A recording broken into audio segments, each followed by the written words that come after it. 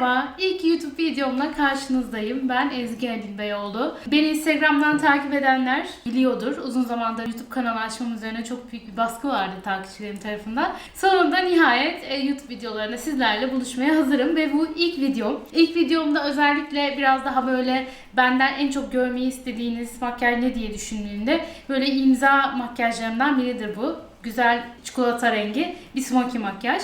O yüzden size bununla ilgili ipuçları paylaşmak istedim bu makyajla ilgili. Sevgili Ayça bugün benim modelim oldu. Onun güzel yüzüne size bu makyajı gösterme fırsatı oldum. Güzel trikler paylaştım. Böyle canlı, sağlıklı, parlak gözüken ve aynı zamanda seksi gözüken bir göz makyajıyla tamamlanan bir look hazırladım. Umarım hoşunuza gider. Eğer beğenirseniz videoyu da beğenmeyi, tabii ki kanalıma abone olmayı da ihmal etmeyin. Bundan sonra görmek istediğiniz makyajları da öğrenmeyi çok isterim. Benden ne görmek istersiniz onu da eğer yorumlarda belirtirseniz çok iyi olur. O zaman hiç vakit kaybetmeden hadi şimdi başlayalım makyaja. Makyaja cildi çok iyi hazırlayarak başlıyorum. Makyajın kalıcı olması için hem de sağlıklı, canlı bir cilt görünümü için iyi nemlenmiş, iyi hazırlanmış olması çok önemli. Bu yüzden Bobbi Brown'un vitamin bazlı, aynı zamanda hem makyaj bazı hem de nemlendirici görevi gören primer'ını uyguluyorum. Şimdi cilde güzelce masaj yaparak yedireceğim. Bu işlemi özellikle parmaklarımızla yapmak bence cilde çok daha hızlı ve homojen şekilde nüfuz edilmesine yardımcı oluyor. Fırça vesaire de kullanabilirsiniz ama en güzeli elle böyle güzelce cildin neme doyduğunu hissedene kadar masaj yapmak. Çünkü bazı yerlerde hala biraz kuruluk varsa onu anca ellerinizle anlayabilirsiniz. Ayça'nın zaten güzel ve nemli bir cildi var. Ben sadece özellikle kuruyan yerlere, biraz yanak bölgesi kuru, alın bölgesi kuru, oralara biraz daha özenli masaj yaparak uyguluyorum. Aynı zamanda kan dolaşımı da hızlanacağı için cildimizde daha sağlıklı ve fresh görünümü destekleyecek. Dudaklarda Elizabeth Arden'in meşhur 8 Hour kreminin dudak balmını uygulayacağım. Özellikle çok kuru dudaklarınız varsa anında çok iyi gelen bir krem. Mutlaka kışın çantada bulundurması gereken bir balm bence. Sadece dudakta değil, böyle vücutta bütün kuruyan yerlere de uygulayabiliyorsunuz. Make-up Art Serum Kit'in olmazsa olmaz kremlerden biridir. Bunun aynı zamanda çok kuru ciltler için balmı da, balsamı da var. Ama bu dudak için olanı. Gördüğünüz gibi anında hemen canlı bir görünümde kazandırıyor. Dudakları ben önden nemlendiriyorum. Makyajın sonuna kadar iyice o nemini emsin, hazır olsun diye.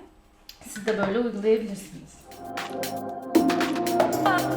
Ardından yine Bobbi Brown'un bu Bare Glow isimli bazı benim çok ama çok sevdiğim ürünlerden bir tanesi. Çünkü böyle içerisinde hafif sedefimsi ışıltılar var. Böyle cildin makyajın altından, fondötenin altından ya da fondötensiz de kullanılabilen, sadece canlı ve sağlıklı cilt görüntüsü vermek için kullanılan bir ürün. Fondötenin altından böyle canlı, dolgun, parlak gösteren bir ürün cildi. Şimdi zaten uyguladığımda farkı göreceksiniz. Ben bunu da parmaklarımla uygulamayı seviyorum masaj yaparak. Çok fazla yüzde yağlanan bölgelere uygulamaktan kaçınıyorum. Çünkü gördüğünüz gibi parlak bir ürün. Daha çok böyle elmacık kemiklerin üzerinde, yanaklarda, belki hafif çenede uygulayabilirsiniz. Asla sivilcelenme vesaire yapmayan güzel bir ürün. Güzel bir kokusu var. Bana güzel geliyor ama kimileri beğenmiyor. Daha böyle bitkisel bir koku gibi. Ama ben çok seviyorum. Böyle güzelce cilt emene kadar masaj yaptıktan sonra parmaklarımla cildimiz şimdiden güzel bir şekilde parlamaya başladı. Makyajı hazır. Ne kadar nemli olursa, ne kadar neme doyarsa makyajın kalıcılığını o kadar arttıracağını hiçbir zaman unutmayın. Dolayısıyla nemlendirici sürmeden, hatta normal bir gününüzde makyaj yapmıyorsanız bile nemlendirici sürmeden üzerine makyaj yapmayın ya da sokağa çıkmayın. Tabii ki güneş koruyucu da buna dahil. Şimdi burada cilt çok güzel hazırlandı ama çok fazla yapış yapış olmaması da önemli. Şu an tam istediğim kıvamda. Şöyle biraz döndürürsek cildi gösterelim. Hem yeterince kaygan ve yumuşak bir zemin var. Eğer bu zemini yakalamadan mesela fondöteni uygularsanız kolayca pütür pütür gözükebilir cildiniz. Dolayısıyla şu an zemin yumuşak, fondöten uygulamak, concealer uygulamak çok kolay olacak. Ayça'nın da çok güzel bir cildi var. güzel cildini ortaya çıkartacağız. İnce ve güzel bir ten makyajıyla. MAC'in Cream Color Base Highlighter'ı. Bunu sentetik uçlu bir fırçayla uygulayacağım. Emicik kemiğinin tam üzerine böyle tampon hareketlerle uyguluyorum. Buna özellikle makyaj bittikten sonra ciltte parlamasını istediğiniz yerlere de geçebilirsiniz. Böyle benim gibi alttan sadece de uygulayabilirsiniz. Mesela yağlı bir cildiniz varsa, mat bir fondöten kullanıyorsanız bunu alttan uygulayıp o canlı sağlıklı parlaklığa kavuşabilirsiniz. Gözüküyor mu kameradan bilmiyorum ama şöyle güzel ıslak kremsi bir parlaklığı var. Kamerada böyle biraz gözüküyor. Güzel ıslak kremsi bir parlaklığı var. Aynı şekilde Ayça'nın bence çok güzel bir burnu var. O güzel burnunu da ortaya çıkartmayı seviyorum ben ona makyaj yaptığım zaman. O yüzden böyle burun kemerini hafifçe uyguluyorum. Biraz fazlasını elimle de aldım. Bence gördüğüm en güzel burunlardan biri bu arada. Evet. Biraz da bu tarafa dönüyor. Süper. Aynı şekilde bu tarafa da uyguluyorum. Burada önemli olan sürdüğünüz gibi bırakmamak. Cilde iyice yedirerek uyguladığınızdan emin olduğu sürece sorun yok. Aynı zamanda gördüğünüz gibi güzel de bir aydınlık da veriyor. Ben yaptığım makyajlarda ten makyajının görüntüsüne çok önem veriyorum. Çünkü bence makyajın tamamını değiştiren ten makyajı. Bir makyajı alaturka da yapabilir ten makyajı. Daha avam da yapabilir. Ya da daha genç ve fresh de gösterebilir. Simli highlighter'ı bakarsak simli highlighter. Aynen. Dolayısıyla ten makyajında iyi bir hazırlık yapıp böyle benim yaptığım gibi cilde iyi alttan aydınlatırsanız, ince ama örtücü ürünler kullanırsanız her zaman daha genç ve sağlıklı gözüken bir cildiniz olur. Fazla ten makyajı her zaman yaşlı gösterir. Bunu da belirteyim. Kalın ten makyajı daha doğrusu her zaman yaşlı gösterir. Şimdi kaşlarda kaş sabitleyiciyi makyaja başlamadan uygulayacağız. Biliyorsunuz son zamanlarda çok popüler kaş jelleri. Ben de formülünü sevdiğim kaş jellerinden biri uygulayacağım. Jova ismi. Bunu özellikle makyaja başlamadan yapıyorum. Çünkü bunu uyguladıktan sonra yüzde eğer fondöten ya da concealer varsa kaşları dokulu gösteriyor. Ürün bulaşıyor. Dolayısıyla daha hiçbir şey sürmeden çıplak ve temiz cilde uygulayıp kaşları yukarı doğru sabitlemek daha mantıklı. Fondöten vesaire geldiğinde dediğim gibi hem beyazlaşıyor kaşlar hem de dokulu gözüküyor. Şimdi arasındaki farkı görebilmek için Ayça'nın çok güzel kaşları var. Çok bir şey yapmayı düşünmüyorum yapacağım makyaj çünkü biraz daha göz odaklı olacak. O daha gözde tutmak için kaşa çok bir şey uygulamak istemiyorum. Sadece yukarı doğru sabitleyip tarayacağım. Böyle bu kadar yukarı doğru taranmış kaşları sevmeyenler de var. Ama ekrandan gözüktüğü gibi kaşları böyle yukarı taramak yüzün bir tarafını resmen yukarı doğru çekiyor. Dolayısıyla gözlerinizi eğer kaldırmak istiyorsanız kaşlarınızı yukarı doğru taramak gerekiyor. Çünkü Ayça'nın gözleri çekik olmasına rağmen resmen bu tarafta yukarı doğru uçtu. Kaşını taradığımız anda. Kaşları da hazırladık. Şimdi artık ten makyajıyla başlayacağım. Ten makyajını önden yapmayı daha çok seviyorum ben. Çünkü yüzü bir tuğal gibi düşünüyorum. Üzerine renklendirmek benim için çok daha keyifli hale geliyor. Tam tersini de yapabilirsiniz. Önce gözleri yapıp sonra makyajı da yapabilirsiniz ama ben şahsen çok daha temiz çalışabildiğimi düşünüyorum ten makyajının üzerine çalıştığım zaman. Fondöten olarak Ayça'nın cildi çok güzel. Kapatılacak neredeyse hiçbir şey yok. Sadece burada bir iki tane sivilce izi var ama bir concealer ile lokal olarak hallolabilir. O yüzden Misha'nın Warm Beige rengin adı. Misha'nın BB kremleri bence çok iyi bir formüle sahip. Ciltle hemen anında bütünleşiyor. O yüzden çok seviyorum ben. Renk skalası birazcık riskli. Kendinize göre doğru rengi bulmak bir tık zor. Ama mağazalara gittiğinde denediğinizde bulabilirsiniz. Ben genelde kitimde iki rengini bulunduruyorum. Bir tanesi Bright Beige, çok açık tenler onu kullanıyorum. Ayça'nın cildi gibi hafif esmere dönen tenlerde de Warm Beige'i kullanıyorum. Warm Beige biraz daha sıcak bir ton. Fondöten fırçası olarak Smashbox'ın bu Blurring Foundation fırçasını kullanacağım. Hafifçe böyle ciltte kapatıcılık almak istediğim yerler nereler? Biraz şurada hafif bir kızarıklık var. Öncesinde cilde parmağımla dokunduruyorum ürünü. Bu şekilde daha az fondöten ya da BB neyse kullanacaksanız uygulamanızı sağlıyor. Fırçanın ucunu aldığınızda çünkü fırça hızlı bir şekilde emebiliyor. Fırçamda hiçbir şey yok. Bir tık kapatıcılık istiyorum, çok fazla değil. O yüzden birkaç saniye bekliyorum, bir 10-15 saniye. Ardından tamponlayarak cilde BB kremi uyguluyorum.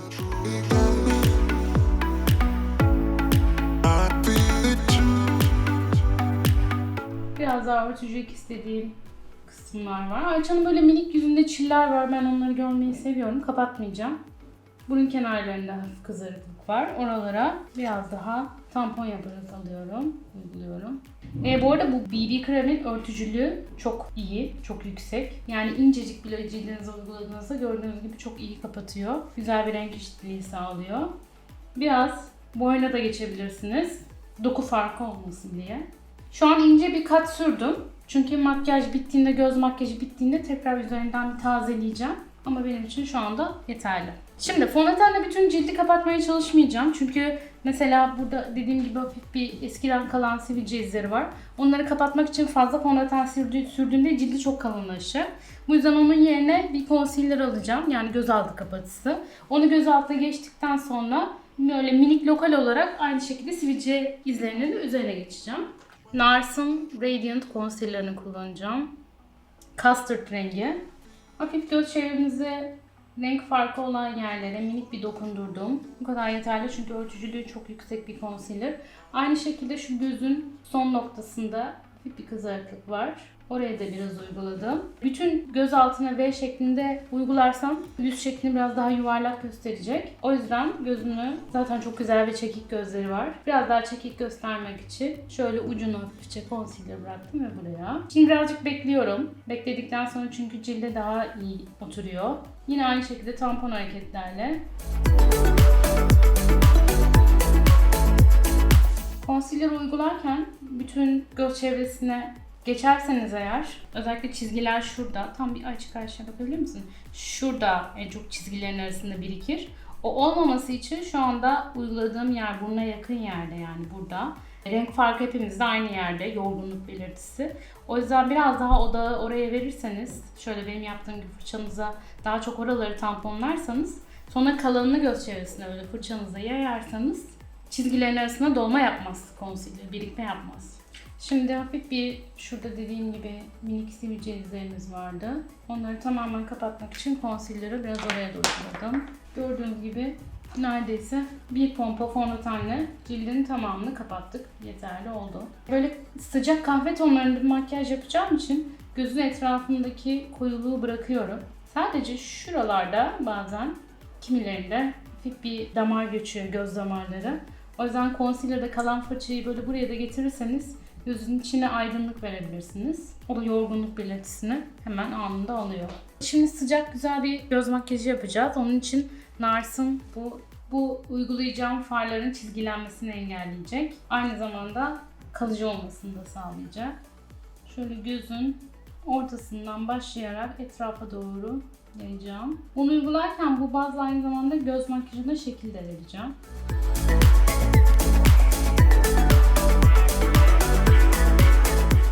Çok çizgi şeklinde kalmasın diye biraz parmağımla fazlasını da alıyorum. Şimdi bazı uyguladım. Böyle hafifçe kuruduktan sonra bazım bir blending fırçasıyla köşeler tamamen kaybolana kadar dağıtıyorum. Şimdi bu aşamadan sonra artık göze derinlik vermeye başlayacağım. MAC'te çok sevdiğim kalemlerden bir tanesi. Brown Border ismi. Şöyle rengini de size yakından göstereyim elimin üzerinde.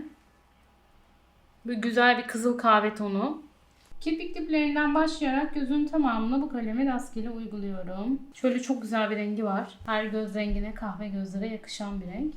Bu kalemi biraz daha gözün dışına doğru, Ayça'nın göz şekli buna müsait, getirdim. Sonra böyle hafif ucu sivri bir blending fırçası alabilirsiniz ya da kalem dağıtma fırçası da alabilirsiniz. Şöyle bir fırçayla uyguladığım kalemi dağıtıyorum. Aynı işlemi diğer gözde de yapacağım. Bunu bu kalem dağıtma fırçasıyla yaparken de yine böyle az baskı uygulamaya dikkat ederseniz harika olur. Alt tarafta da yine aynı kalem uygulayacağım. Ama bu sefer gözün yarısına kadar uygulayacağım. Gözü daha da çekik göstermek için. Demin far bazı uyguladığım fırça MAC 239'una geri döndüm. Bunu da dağıtıyorum. Şimdi bu sefer kahve çok güzel bir sıcaklık verdi göze. Bunun üzerine şimdi bu kahverengi göze çok güzel sıcak bir hava verdi. Kirpik diplerine siyah kalem ekliyorum. Kirpiklerin içine doğru kalemi yerleştirerek hafifçe oynatıyorum. Böyle az önce uyguladığım kahve kadar kalın çekmiyorum. Çünkü onu yaparsam bu sefer siyah bir göz makyajına dönecek. Ben bunu istemiyorum. Bu göz makyajına biraz siyahla derinlik katıp seksi bir hava vermek istiyorum. Ve aynı zamanda uyguladığımız sıcak kahverengi Ayça'nın göz rengini gördüyseniz biraz daha ortaya çıkardı. Özellikle ela gözlü, yeşil gözlü ya da kahve gözlerin rengini açmak istiyorsanız bu tarz kızıl kahve kalemlerden yardım alabilirsiniz. Hemen anında ortaya çıkarttı göz rengini kapalı. Uyguladığım siyah göz kalemini böyle ufak böyle bir detay fırçası aldım elime. Hafif böyle yuvarlak bir ucu var. Siyah kalemi böyle yuvarlatarak rengini ortaya çıkartıyorum. Tamamen silmiyorum. Çok bastırırsanız silinir. Böyle far gibi hafif yukarı doğru çek edebilirsiniz. Öyle güzel durur. Buradan aldım. Kalemi hafifçe kirpik diplerine oturtturduktan sonra şu an yaptığım gibi o far görüntüsünü desteklemek için böyle yukarı doğru şeklinden yararlanarak çekebilirsiniz. Açalım bir. Sonra elime bir blending fırçası alacağım. Dağıtma fırçası. Tamamen iyice dağıldığından emin olmak için şöyle bir üzerinden geçeceğim. Şu an istediğim gibi gözün koyuluğu köşelerde kaldı. Bu da daha çekik göstermesine yardımcı oluyor. İç taraf biraz daha açık. Farla bu görüntüyü tamamlayacağım. Şimdiye kadar sadece kalemle verdik. Bu aşamada da bırakabilirsiniz bu arada. Ben böyle de kullanmayı çok seviyorum. Eğer far uygularsanız biraz daha kalıcı hale de getirebilirsiniz. Burada önemli olan kirpik diplerine hiç boşluk bırakmamak. Çünkü böyle siyah bir kalem uyguladığınızda ya da far uyguladığınızda kirpik dipleri boşsa buradan alttan gözüküyor, o zaman o seksi havayı kaybediyorsunuz. Tam tersi yarım yamalak gözüküyor göz makyajınız. Onu yapmamak için iyice böyle kirpik diplerinin tamamen siyah olana kadar dolduğundan emin olun. Bunu böyle eyeliner gibi de kullanabilirsiniz. Ben şu an öyle bir hava istemiyorum. Nars'ın bu paletiyle çok güzel renkleri var. Özellikle şu iki rengi kullanmayı çok seviyorum bu makyajlarda. Hafifçe üzerinden geçeceğim. Kalemi dağıttığım yerlerden. Kalemi siyahla kahve kalemi dağıttığım yerden yine aynı şekilde gözün dışından içe doğru fara uyguluyorum. Buna ortadan başlamamın sebebi yoğunluğun iç kısımda kalmasını istiyorum. Artık fırçada neredeyse ürün bitmeye başladığında bu sefer yukarı geçiriyorum. Ama direkt buradan başlarsam bu sefer göz çok koyu olacak. Yoğunluğu gözün içinde tutmak için dağıttığım kalemin üzerinden geçiyorum.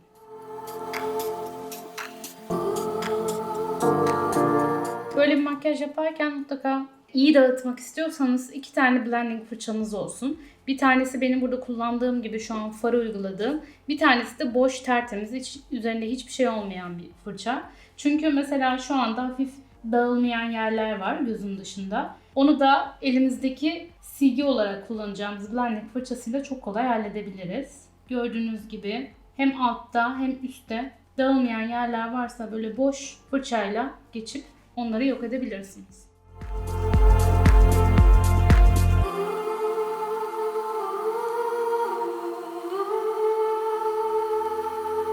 Onu da gözün ortasına uyguluyorum. Şimdi gözün yarısına kadar hafif bir koyuluk var dışarıdan. Bu da V şeklinde gözün daha büyük ve çekik gözükmesine yardımcı olacak. İç tarafta gözün rengini ortaya çıkarmasını istediğim için brown border kalemi bu sefer kirpik diplerine uygulayacağım. Yukarı doğru. Evet, iki taraf arasındaki fark çok net gözüküyor. Burada göz biraz daha hem büyük hem de aynı zamanda gözün içindeki renk çok belirgin. Hem de güzel bir derinlik verdi kalemi tamamen içine uygulamak. Şimdi aynısını bu tarafta da yapacağım.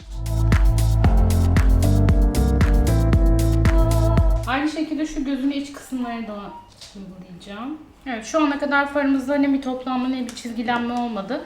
Altta uyguladığımız bazın ve kalemlerin suya dayanıklı olmasının burada etkisi çok. Bu şekilde çok daha dayanıklı, uzun süreli hem de güzel böyle kızıl kahve bir göz makyajı taşımak kolay. Evet, göz makyajımız neredeyse bitti. Bir maskarayla tamamlayacağım.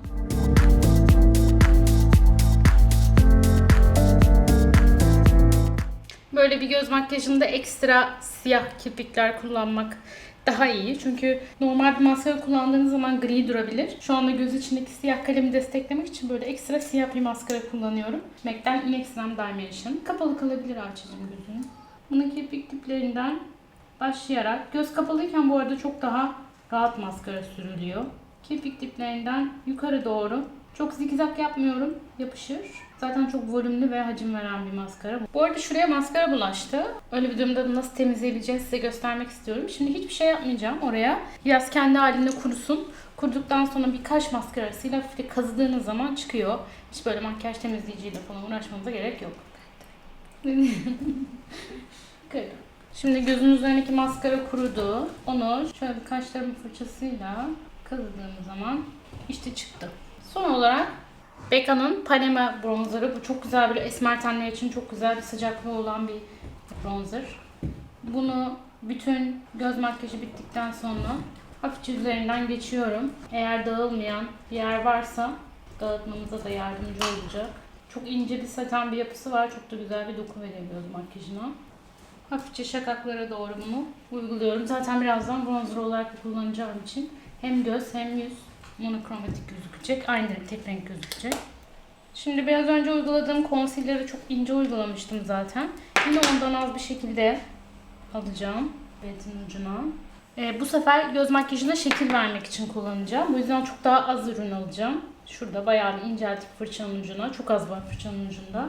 Far neredeyse hiç dökülmedi. O yüzden hiçbir temizlik yapmama da gerek kalmadı. Tam karşıya bakarken böyle hafif bir çekikliği desteklemek için yine ilk concealer sürdüğüm yerlere fırçada kalanı geçiyorum. Bu şekilde çok da keskin olmayan ama hala çekik göz makyajı elde edebiliyorsunuz. Çok böyle çizgi gibi keskinliği sevmiyorum. Bana biraz alaturka geliyor. O yüzden smokey yaptığım zaman genellikle böyle bir tarz izliyorum. Biraz daha böyle yuvarlak ve çekik. Ama isterseniz eğer daha keskin seviyorsanız buraya bir kesik uçlu bir fırçayla keskinlikle verebilirsiniz. Fazla çıktığınızı düşündüğünüz yerler varsa onu biraz böyle concealer fırçasıyla alabilirsiniz.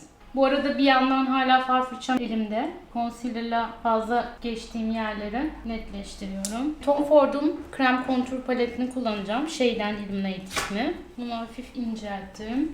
Çok güzel elmacık kemikleri var Ayça'nın. Onları biraz ön plana çıkarmak istiyorum. O yüzden böyle bir palette ya da elinizde de inceltebilirsiniz. Elmacık kemiklerinin altından hafif belirginleştiriyorum. Tamponlayarak uyguladığım zaman çok daha rahat dağılıyor. Diğer türlü sürüklediğim zaman özellikle krem ürünler açılabiliyor. Dolayısıyla böyle krem aldıkları da, kontür ürünleri de böyle tamponlayarak uygulayabilirsiniz. Hafif göz makyajının kenarlarından böyle şakaklara doğru da bir derinlik veriyorum. Ben buradaki gölgeyi çok seviyorum. Çünkü göz makyajına boyut katıyor. Özellikle şakaktaki gölge. Daha sonra tamamen dağılmadı gördüğünüz gibi. Bu fırça çünkü oturtma fırçası. Bir beauty blender, makyaj süngeri. Ne varsa elinizde alabilirsiniz. Cilde iyice nüfuz etmesi için ben Kito'nun şu makyaj süngerini çok kullanışlı buluyorum. Hem de fiyatı diğer makyaj süngerlerine göre bayağı uygun. Şöyle kesik bir ucu var. Özellikle kesik uçlu tarafına böyle kontürleri cilde iyice yedirmek için ya da blend etmek için kullanıyorum. Şu an oldukça doğal gözüktü o çizgi.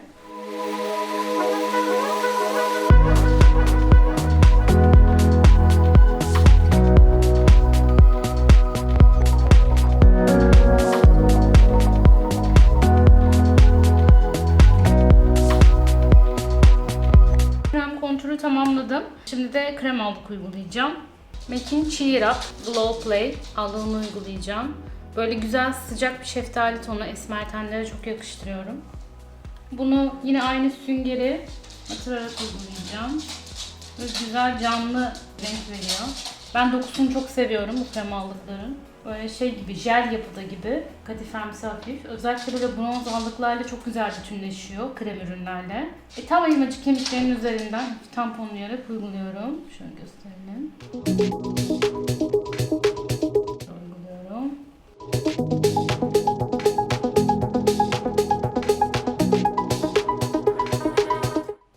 Eğer fazla geçtiğiniz bir yer varsa yine böyle fonten fırçasına dönüp ya da beauty blenderınızla yine fazlasını alabilirsiniz. Yine başta uyguladığım highlighter'ı aldım. Güzel elmacık kemiklerimizi yine ortaya çıkarmaya devam edeceğiz. Aynı fırçayı kullanarak. Kaş altından başladım. Böyle sanki bir C şekli çizermiş gibi. Yüzün ister istemez zaten siz bir şey yapmasanız bile çıkık yerlerini görüyorsunuz dokunduğunuz zaman elinize. Oralara böyle hafifçe fırçanızı sürükleyerek uygulayabilirsiniz. Parmakla da çok doğal duruyor. Ama daha çok böyle krem ürünleri sentetik fırçalarla uygularsanız bunun gibi parlaklığını daha çok alırsınız. Böyle ayna gibi ışıl ışıl parlayan bir highlighter'ı çok seviyorum. Highlighter'ı kim sevmez? Erkekler sevmiyor. Ya neden? Öyle mi gerçekten? Fazla geliyormuş onlara. Sevmiyorlar mı Hasan? Hasan? Efendim? Ha, ben oraya bakıyorum. Hayır, erkekler highlighter sevmiyormuş, öyle mi? Öyle miymiş? Şu... Böyle yanakların parlamasını sevmiyor musun? Yok, güzel oluyor. Burun parlamasını sevmiyorum ben. Tamam, onu halledeceğiz. Benim erkek arkadaşım parmağını batırmış derler bu ne diye. Biz evet öyle şeyler yapıyoruz. Haklı yani, çocuk ne yapsın? İlk defa görüyorum. Ben konsantre olunca buraya hiç duymadım bile. Benim eşim de allığı çok seviyor. Aynen. Ya mesela şeyler böyle doğal makyaj, rimel. Bu şu an güzel mesela. Yani. İyi mi? Evet. Daha para. Ha, şunu sevdin, tamam. Evet, onu Okey. sevdim. Tamam. Fazlasını sevmiyorlar. Fazlasını böyle sevmiyorlar, makyaj aynen. makyaj duranı sevmiyorlar. Şimdi yüzde şu anda çok güzel parlaklık var. Ama bunun da parlamasını istemediğiniz yerler var. Bunun kenarları gibi ya da alın gibi çok fazla böyle ürünlerin dokusunun gözükeceği yerler. Oraları şimdi biraz pudralayacağım. Öncesinde bir tık daha şuraya geçeyim. Oralara biraz pudra sürüp gereksiz parlaklığı alacağım. Bronzerla allık kendi cildimmiş gibi duruyor. Evet. O kadar güzel bütünleşmiş ki yani. Bir sabitleyici pudra alıp transparan yüzde parlayan yerlerin üzerinden hafifçe geçeceğim. Ama bunun için böyle kocaman bir fırça kullanmayacağım. Çünkü dediğim gibi şuradaki parlaklık çok hoşuma gidiyor. Onları korumak istiyorum. Büyük bir fırça alırsam yüzün tamamı matlaşır.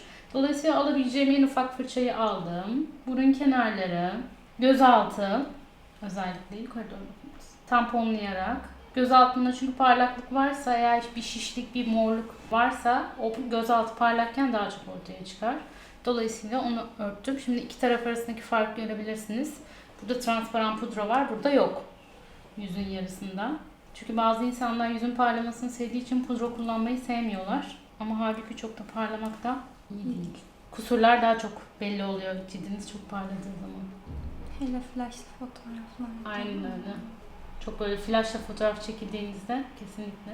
Alında da mesela burada yarısında var, yarısında yok.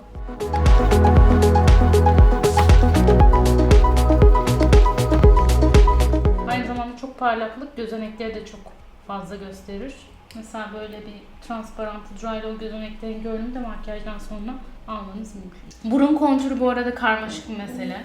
Ben açıkçası kendim kimse makyaj yaptığım kişi istemediği sürece burun kontürü yapmayı sevmiyorum. Çünkü bence hiç doğal durmayan bir şey. Yani 100 tane filtre varsa fotoğraflarda ve ekranda güzel gözüküyor. Ama gerçek hayatta burun kontürüyle dışarı çıktığınız zaman çok komik gözükebiliyorsunuz. Ben kendi açımdan sevmiyorum yapmayı. Özellikle böyle bu kadar güzel burunlar varken. Çünkü bazen Instagram'da görüyorum fotoğrafların altına yazıyor. Kızın burnu kocaman kaldı. Yani dünyanın en güzel burnuna sahip bir kızın fotoğrafının altına gerçekten kocaman burnu kaldı diye bir yorum gelmişti bir kere. Gerçekten garip. Birazcık büyük bir burnum var yani. Hayır, senin bence çok güzel bir burnun var. Dolayısıyla bence yüzünüze baktığınız zaman kusurları örtmek yerine işte kontür yapmak vesaire, yani çok yapmacıklaştırıyor. Onun yerine yüzünüzde en güzel bulduğunuz unsuru öne çıkarmak bence daha mantıklı. Mesela Ayça'nın şu an çok güzel gözleri var. Biz onu makyajla gözlerini ön plana çıkardık. Bütün ilgiyi gözlerine çektik. Şu anda kalkıp da ben onun yüzüne neden burun kontürü yapayım? Yani aslında o şeyi değiştirmek oluyor. Yani Aynen öyle, ifadeni yapısını, değiştirmek şeyini. oluyor. Kesinlikle. Günün anlamlarını bitirdiğimizde günü devam edebiliriz. Bu arada kullandığım ürünler şu anda yüzde krem. Bunun mesela uzun soluklu bir makyaj olacaksa bu kullandığınız toz ürünlerle de sabitleyebilirsiniz. Ben mesela şu an göze uyguladığım bronzer'ı birazcık yanaklara hafif bu krem kontürü sabitlemek için geçeceğim. Çok az ama. Bu makyajın üzerine transparan pudra geçmek gibi. Çok bozmadan. Şimdi yüzü pudraladık ve ardından artık dudaklara geçeceğiz. Dediğim gibi çok fazla gözde odak var. O yüzden dudağı biraz daha geri planda tutmak istiyorum. Nude bir renk seçeceğim. Önden nemlendirmiştik dudakları. Çok güzel hazırladık. Eğer mat yapmak istiyorsanız biraz o nemlendiricinin parlaklığını alabilirsiniz. Ama benim şu an göz makyajım mat oldu. Dolayısıyla hafif bir parlaklık verebilirim dudaklara. MAC'in Oak dudak kalemini kullanıyorum. Güzel nude bir kahve tonu. Ayça'nın çok güzel dudakları var. Üst ve alt sadece. Üstü biraz daha ince, altı biraz daha kalın. O yüzden üstü altı eşitlemek için bir tık üst tarafta dıştan çiziyorum dudağını.